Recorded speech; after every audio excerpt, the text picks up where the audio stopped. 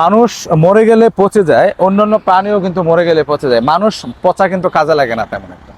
যদিও এখানে প্রচুর পরিমাণে মাছ পচা আছে, যে পচা মাছগুলি আসলে পচা নয়, এগুলা মাছ যেগুলো বিক্রি হয় নাই বা যেগুলা প্রচুর পরিমাণে ধরা পড়েছে, সেই মাছগুলিকে এখানে শুটকি করে রাখা হয়েছে।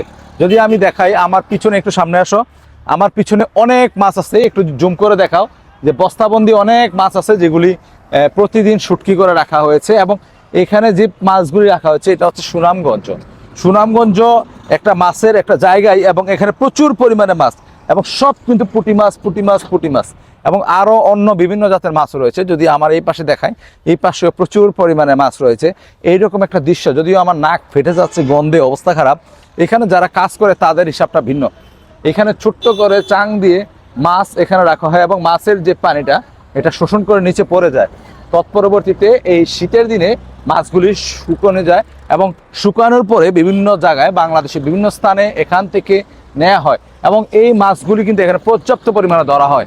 তো এই সুন্দর সুন্দর জিনিসগুলি আমি আপনাদেরকে দেখানোর চেষ্টা করে থাকি। ভালো লাগলে ভিডিওটা শেয়ার করে সঙ্গে থাকবেন আরও সুন্দর সুন্দর ভিডিও পেতে। ভালো থাকুন, সুস্থ থাকুন। আসসালাম।